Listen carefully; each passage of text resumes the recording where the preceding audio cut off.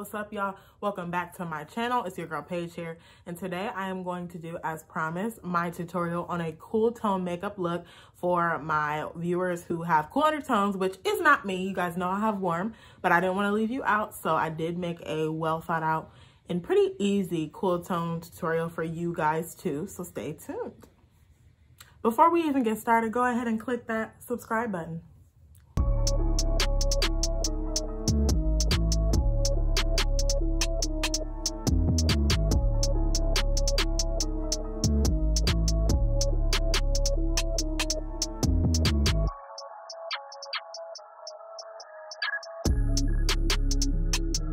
So if you've been tuning into my channel, you'll see that some of my most recent videos were Undertones 101 and the Warm Undertone tutorial. Basically, my point in this was, it was inspired by my boss at work, but she just kind of asked me, you know, what colors look good on me? How do I know which makeup colors and palettes and stuff like that would look good on me? And I told her that she should go by her undertone. And then when I thought about it, I'm like, well, a lot of people probably don't even think about that or know their undertone, because I know just a few years ago I didn't. When I went to pick out foundations, I didn't even really know where to start. I just went to the darker section and just kind of started trying things on. But had I known my undertone back then, I would have been able to find my shade a lot quicker. So same applies for eyeshadow and lipstick, lip gloss, all that kind of stuff. So I thought that this would be a very helpful tutorial for people who kind of don't know which colors will look best on them. And though I have warm undertones, I'm able to pull off a cool tone makeup look like this one because I applied the extra work. I'm wearing a periwinkle sweater. I've got kind of blue periwinkle nails. I'm wearing silver jewelry, things like that. You know, I've got a nice vibrant lip to kind of go with the eye and stuff like that. So just because I have warm undertones doesn't mean I can't wear a blue or, you know, pastel colors and things like that. So I just kind of wanted to show you guys some of my tricks on how to make the makeup look best for you.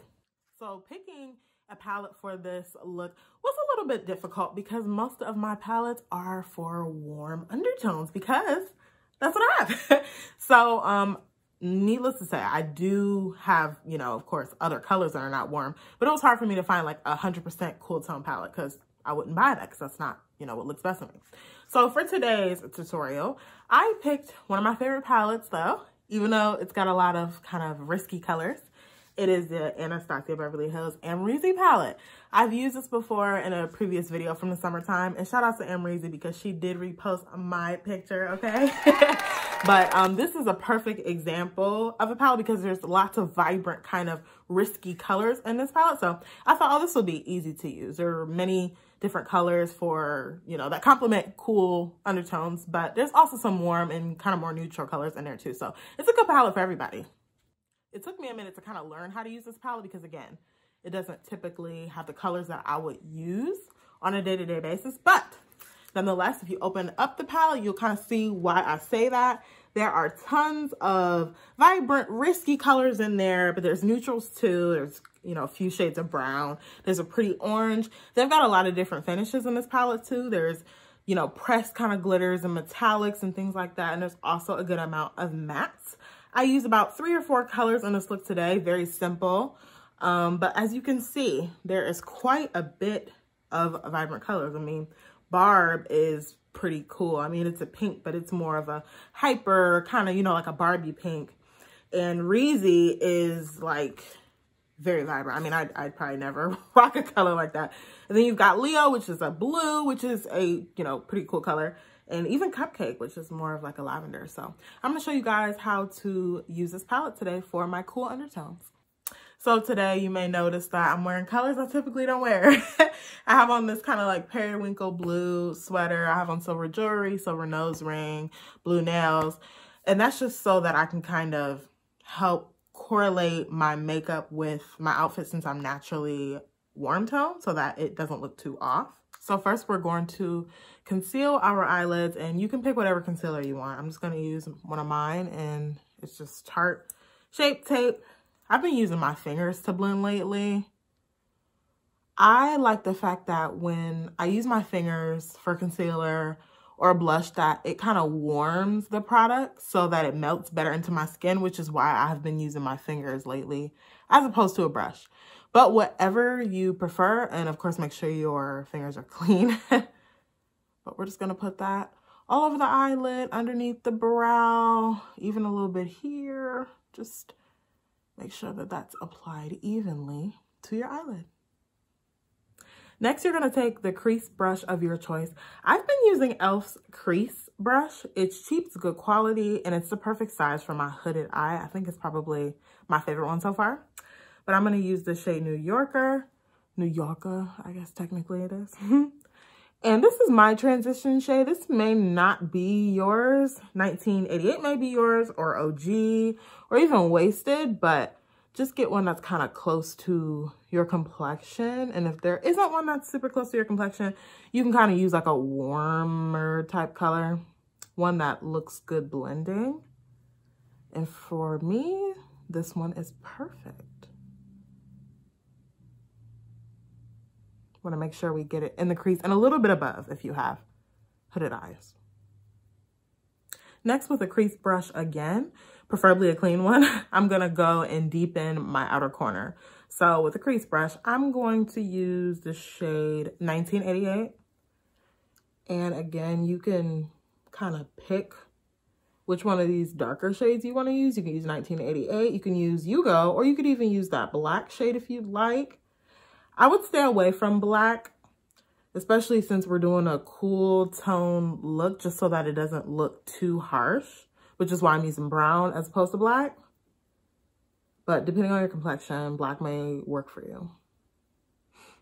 I'm actually gonna put a little bit of Yugo on top, which is a little darker, just to help deepen that on a corner and make sure that you are not going above your transition shade here. Next, you're gonna take a flat brush of your choice. And for my hooded eyes, I like to use Morphe's M124. It's a perfect shape, it's flat, it's perfect, also affordable. And I'm going to take my concealer and just apply some to that flat edge. Now, if you open your eye, you can kind of see where my real crease is. Of course, I have to create the illusion of a bigger lid. So I'm going to go just slightly above, just so that you can see more of my shadow.